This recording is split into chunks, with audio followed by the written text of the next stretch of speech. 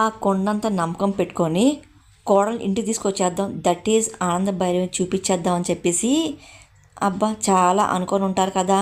కానీ చివరికి శరణ్య తప్పును ఒప్పుకుంది. మీ ఆశల మీద మీ నమ్మకాల మీద కొట్టలేంత దెబ్బ కొట్టిందిగా. పాపం అత్తయ్య గారు, మీరు మెచ్చిన కోడలు మీరు ఇచ్చిన షాక్కి అంత ఈజీగా బయటపడరేమో నాకు అనిపిస్తుంది. అసలే పెద్ద వయసు, హార్ట్ అటాక్ కొట్టరా ఏం తెచ్చుకోకండి, ఇంటికి మీరేగా మా అండ పెద్ద దిక్కు. అనని అనగానే ఏ అయిపోయిందా అని ఆనంద అనగానే ఏ అత్తయ్య గారు అనని అడుగుతుంది. ఇప్పుడు నేను మొదలెడదామని ఆనందం మాటలకు అననికి అర్థం కాదు. ఏంటని చెప్పి చూస్తుంది. ఆనంద ఇంకా లాగి పెట్టి అనని కొడుతుంది. ఒక్కసారిగా బ్యాలెన్స్ తప్పి అనని బెడ్ మీద పడుతుంది. తనకేం అర్థం కాదు. ఇంకా షాక్లో ఆనందం చూస్తూ ఉంటుంది. ఆనందానికి చాలా కోపం వస్తుంది. అత్తయ్య గారు అదే చేస్తే నన్ను కొడతారా అని అనన్య అనగానే నోరు మూయని చెప్పి ఆనందం గట్టిగా వార్నింగ్ ఇస్తుంది. అన్నయ్య షాక్ అవుతూ ఉంటుంది. ఏం అర్థం కాదు, ఆడిన నాటకాలు ఇంకా కట్టుపెట్టు అనన్య అని ఆనంద చాలా కోపం చూస్తుంటుంది. నాటకాలు ఏంటి, ఏం చేశాను అని ఆనంద అదే పనిగా అనన్య నిలదీస్తుంది. ఏం చేసావా ఏం చేసావు అని చెప్పి ఆనంద గట్టిగా అనన్య గొంతు పట్టుకొని ఒకసారి భయపెట్టిస్తుంటుంది. ఇంకొకసారి లెటర్ చూపిస్తూ ఉంటుంది. ఇంకా రెండు నెలలు చూస్తూ ఉంటుంది. ఇది ఎవరు రాశారు చెప్పు అని ఆనందం అడగని అదేంటి శరణ్య ఒప్పుంది అని చెప్పి అననే భయపడుతూ అడుగుతూ ఉంటుంది. ఏయ్ రాసింది ఎవరు, లెటర్ రాసి ఎవరు అని అడుగుతామని చెప్పి చెప్పు, నువ్వు చూసి చెప్పు అని ఆనందం గట్టిగా అడుగుతుంది. అననే చూసి షాక్ అయిపోతూ ఉంటుంది. ఇంకా చాలా భయపడుతుంది. ఆనందకు చాలా కోపం వస్తుంది. ఏయ్ చెప్పు అని ఆనందంగానే అత్తయ్య గారు ఏంటి బలవంతంగా ఆ లెటర్ అయితే నేనే రాసని చెప్పేసి నాతో ఒప్పించే ప్రయత్నం చేస్తున్నానని చెప్పి అనని అనగానే బలవంతంగానా ఇదిగో చూడు ఈ రైటింగ్ ఎవరిది, నీదే కదా అని ఆనందం నిలదీస్తూ ఉంటుంది. ఇంకా అనన్య షాక్ అయిపోతూ ఉంటుంది. ఇది నీ డైరీ చించిన పేపర్, ఇదిగో ఇది దర్శనంలో దొరికింది, చూడు చూడు అని చెప్పి ఆనందం నిలదీస్తూ ఉంటుంది. అనన్య అప్పుడు కూడా ఏం మాట తప్పించిన ప్రయత్నం చేస్తూ ఉంటుంది. చాలా కోపంగా చూస్తూ ఉంటుంది. ఇప్పుడు చెప్పు, శరణ రాసినట్టుగా దర్శనం తప్పుడు రాతలు రాసింది ఎవరు, నువ్వు కాదా అని ఆనందం అనగానే అనన్య భయపడిపోతూ ఉంటుంది. చెప్పు సరే, నేను నువ్వు శాశ్వత బయట పంపించాకే కుట్ర పని ఏంటి, అసలు ఇదంతా కుట్ర పని వంచేసి నువ్వు కాదా అని చెప్పి మళ్ళీ గొంతు పట్టిన ఆనంద అరుస్తూ ఉంటుంది. ఇంకా అనన్య భయపడుతుంది. అత్తయ్య గారు వదలండి అని చెప్పి అనన్య అంటూ ఉంటుంది. నా కొడుకుని దూరం చేయని చూస్తావా, నీకు అన్యాయం చేసిందని చెప్పి సరే బతుకుని బొగ్గుపాలు చేయని చూస్తున్నావు, ఈ విష పురుగుని బతకనివ్వకూడదు ఇదిగో అని చెప్పి ఇంకా ఆనంద చాలా గొంతు పట్టుకొని ఇంకా ఒక్కసారిగా అనన్య గొంతు పిసికేస్తూ ఉంటుంది. ఇంకా అనన్య ఊపిరాలు తట్టుకోలేకపోతుంది. అత్తయ్య గారు వదలండి అని చెప్పి అనన్య అంటుంది. కానీ ఆనందం చాలా కోపంగా అనన్య గొంతు పట్టుకుని నొక్కేస్తూ ఉంటుంది. ఇంకా చాలా కోపం చూస్తూ ఉంటుంది. ఒకసారి వదిలేస్తూ ఉంటుంది. ఇంకా అనన్య భయపడుతూ పరిగెట్టుకుంటూ వెళ్ళి అక్కడ ఉన్న వాటర్ తీసుకొని తాగుతూ ఉంటుంది. ఇంకొక 2 నిమిషాలు నీ గొంతు విడిపోయానుకో సచ్చి శవమయ్యి ఉండేదాన్ని కదా, కానీ నా కొడుకు రోజు భార్య కాడు బతికిపోయావు, ఇంటి కోళ్ళ పేరుతో నువ్వు బతికిపోయావు అని ఆనంద వార్నింగ్ ఇస్తుంటుంది. ఇంకా ఆయన చాలా కోపం చూస్తూ ఉంటుంది. ఆనందం ఇంకా చిరాకు వస్తూ ఉంటుంది. అప్పుడు ఇంకా నేను చిటికలు వేస్తూ ఆనంద వైపు చూస్తూ ఉంటుంది. ఆనంద షాక్ అవుతూ ఉంటుంది. నేను ఇంట్లో తప్పించుకోవడానికి బలమైన సాకే ఉందిగా నాకు కదా అత్తయ్య గారు, ఏంటి దర్శనం తప్పుడు రాతలు రాసిందని ఏంటి అన్నీ కనిపెట్టారు కదా, అయితే ఏంటంట ఏం చేస్తారు మీరు, నెక్స్ట్ ఏం చేయగలరు మీరు అనే మాటలకి తప్పు చేసి దొరికిపోయి కూడా పూర్వగా మాట్లాడుతున్నావేంటి, నీకు ఇలా కాదు ఆనందంగా ఏం చేస్తారు మీరు, ఏమి చేయరు అత్తయ్య గారు, ఇందా చెప్పా కదా నేను ఇంటి కోడల్ని మీ కొడుక్కి భార్య అని చెప్పేసి కాబట్టి బతిపని చెప్పి మీరే అన్నారు కదా, రోహిత్ వైఫ్గా లైఫ్లో ఉన్నసేపు గో మీరు ఏం చెప్పగలరు ఏం చేయగలరు చెప్పండి అత్తయ్య గారు. యాక్చువల్ సరైన కాపాని చెడగొట్టు అని చెప్పి కాన్సెప్ట్ నాకు అసలు ఫస్ట్ నుండి ఏమీ లేదు. ఆ కసి కోపాన్ని మీరే నాలో ఊపిరి పోసారు అని ఇప్పుడు అదే మేము ఉక్కిరి బిక్కిరి చేస్తుంది. రేపు ఈ కుటుంబాన్ని మొక్కలు చేసే రోజులు రాబోతుంది అని అనన్య మాటలకి అనన్య అని చెప్పి ఆనంద గట్టిగా అరుస్తున్నది. ఏంటి అత్తయ్య గారు లిటిల్ విషయంలో నా మోటివేషన్ మీరే, ఇది కొత్తగా ట్రై చేయమని అన్నారు కదా, ఇలా ట్రై చేశాను, ఇలాంటి ఇంకా ఫ్యూచర్లో బోల్డ్ ఉంటాయి కదా, ఆయన నాతో సవాలు టర్కీటాలతో మోహన్ చూసుకున్నంత సులువుగా అలా సున్నితంగా ఏముంటుంది అత్తయ్య గారు, ప్రతి దగ్గర భయం కూడా ఉంటుంది అని అన్నీ వార్నింగ్ ఇస్తుంది.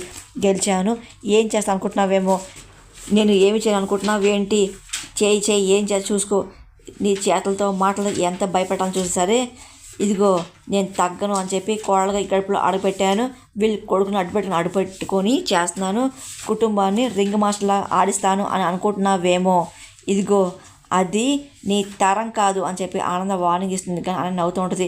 ఈ ఆనంద భార్య కంఠంలో ప్రాణం ఉండగా ఈ కుటుంబ బంధాన్ని ఎప్పటికీ కూల్చలేవు అని కోపంగా అరుస్తుంది.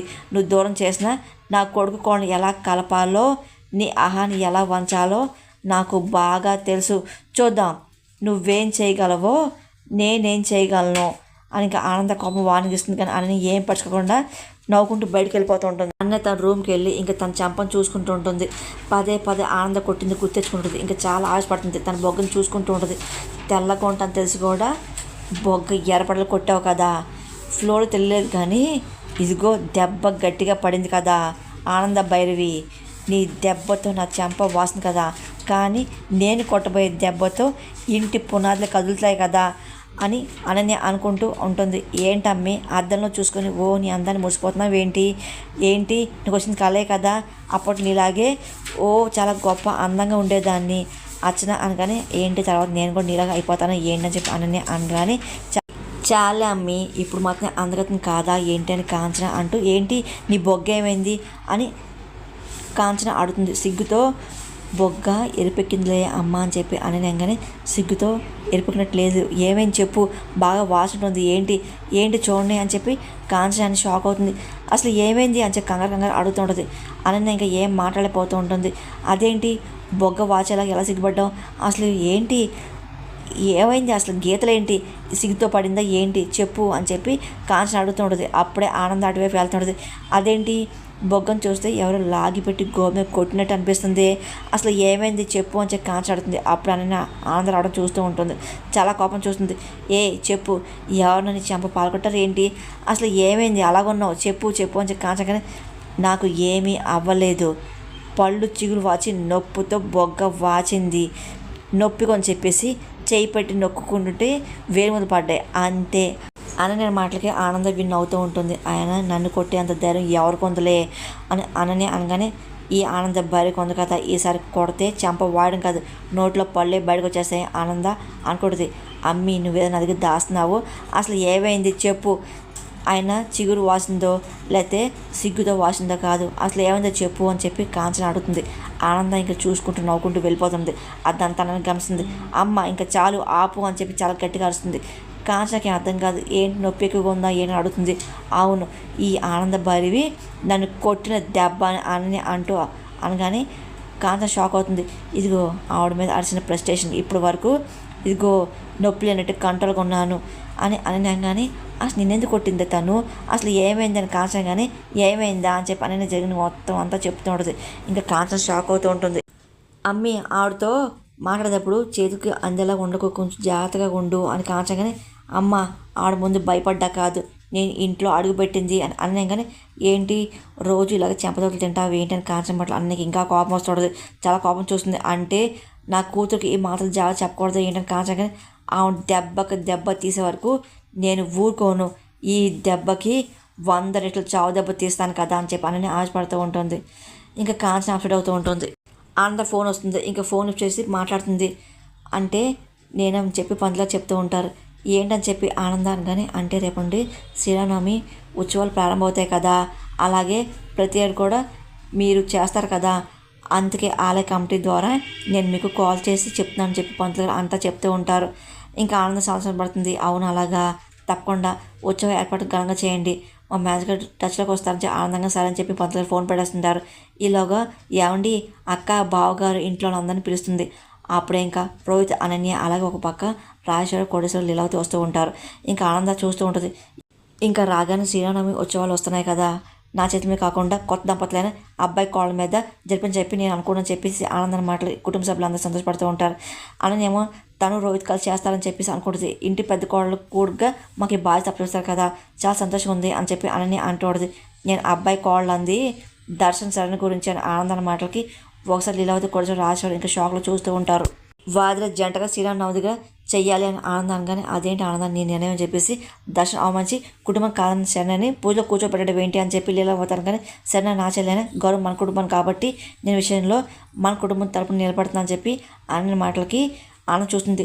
భర్తకి కుటుంబానికి గౌరవాన్ని ఈ పూజలో కూర్చుని హారతలే అని చెప్పి నాకు అనిపిస్తుందని చెప్పి ఆనంద అంటున్నది. ఆయన ఇంట్లో కొత్త దంపతులు అంటే నేను మా ఆయన మాత్రం ఉన్నాం కదా, దర్శనం సింగలే కదా, మీరు అనుకున్న చేయాలనుకున్నా దర్శనం చేద్దామన్నా అసలు చేయలేడు కదా, అది అవదు కదా అని చెప్పి అనగానే అవును కదా ఆ పూజ ఏదో ఆయన రోజుతో చేయిస్తే మంచిదేమో అని చెప్పి లీలావతి అడుగుతూ ఉంటుంది. కానీ ఆనంద ఏమో వింటోడిది. మీరేమంటారని చెప్పి లీలావతి అనగానే అవునవును, అయినా ఇంటి పెద్ద కొడుకు కోడల ద్వారా చేయడం కూడా చాలా బాగుంటుంది, గౌరవంగా ఉంటుంది అని కోటేశ్వర సపోర్ట్ చేస్తూ మాట్లాడుతుంటారు. ఆనంద బదులు ఫోన్ చేసి రోహిత్ అనన్య చేత చేసి చెప్పు అని చెప్పి రాజేశ్వర్ అంటూ ఉంటారు. ఇంకా అనన్య చాలా సంతోషం చూస్తుంది. ఆనంద చాలా కోపం వస్తూ లేదు ఈ పూజ దర్శనంతోనే చేయించాలి అని చెప్పి ఆనందంగానే అదేంటి అలాగంటున్నావు అని చెప్పి రాజేశ్వర్ అడుగుతూ ఉంటారు. దర్శనం పెళ్ళయింది, సత్యసమేతంగా దర్శన సరళ చేత ఈ కార్యక్రమం చేస్తని చెప్పేసి నేను మొక్కున్నాను అని చెప్పి ఆనందన మాటలకి ఇంట్లో అందరూ కోపం వస్తూ ఉంటుంది. రోహిత్ అప్పుడు సంతోషపడుతూ ఉంటారు.